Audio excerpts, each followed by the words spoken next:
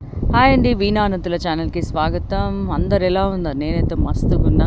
ఏంటి వీర కొత్తగా మాట్లాడుతుంది అనుకుంటున్నారా? అవునండి. నేను ఇండియాలో లేను. యూఎస్‌కొచ్చాను మా బాబు దగ్గరికి. సో, కొంచెం మన తెలుగుని మిస్ అయితున్నట్టు అనిపించింది. అందుకనే తెలంగాణలో మాట్లాడదామని కొంచెం ట్రై చేశాను.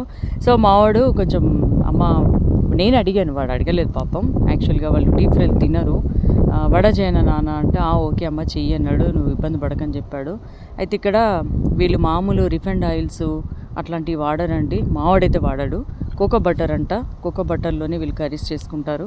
దోసలు, చపాతీలు వాటి మీదనేమో ఆలివ్ ఆయిల్ తోటి స్ప్రెడ్ చేసుకుంటారట. సో, కోకో బటర్‌తో నేను ముందు తాలింపు పెట్టుకున్నాను. ఇది ఇండక్షన్ స్టవ్. ఇక్కడ అన్ని ఇండక్షన్ స్టవ్‌లంటే కొన్ని అపార్ట్మెంట్స్‌లో ఇండక్షన్ స్టవ్‌లు ఉంటాయి. కొన్ని మన గ్యాస్‌లానే ఉంటాయట.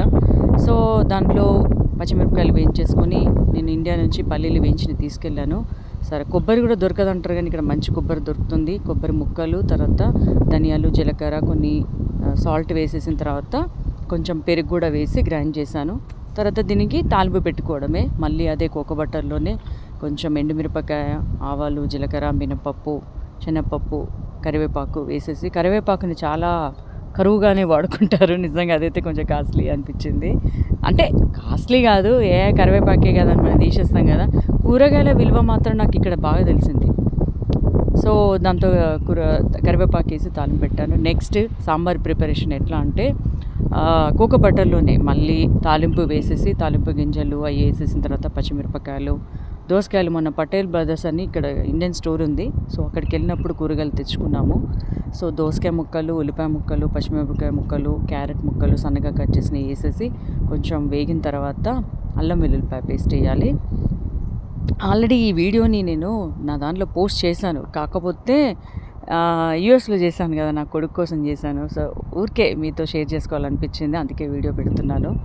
సో, అన్నీ వేసేసుకున్న తర్వాత కొంచెం పసుపేసాను. పసుపు కూడా ఇక్కడ బాగా దొరకదని చెప్పాడు కానీ మావాడు ఇక్కడే కొన్నాడంట. బాగుంది, అది కూడా బాగుంది. పటేల్ బ్రదర్స్‌లో మొత్తం దొరుకుతాయండి నిజంగా.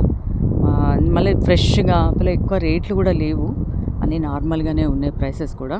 సో, ఇవన్నీ వేసేసుకున్న తర్వాత చింతపండుని ముందుగానే నానబెట్టుకుంటాం కదా సాంబార్కి, దాని గుజ్జు తీసేసి ఆ పల్పు వేయాలి. ఉప్పు వేసుకోవడం. తర్వాత మనం ముందుగానే పప్పుని ఉడకబెట్టుకుంటాం కదా సాంబార్కి, ఆ పప్పులో కొంచెం నీళ్లు పోసేసి దాన్ని కూడా మనం ఇప్పుడైతే ప్రిపేర్ చేసుకున్న దాంట్లోనే వేసేసుకోవాలి కుక్కర్లో. సో, నేను కుక్కర్లో చేస్తున్నాను. అదంతా అయిన తర్వాత కొంచెం కొబ్బరి పొడి కూడా, ధనియాల పొడి, సాంబార్ పొడి, కొత్తిమీర వేసేసుకొని ఒక విజిల్ పెట్టేసుకోవాలి. దోసకాయ ముక్కలు ఉడకడానికి అయిపోతుంది.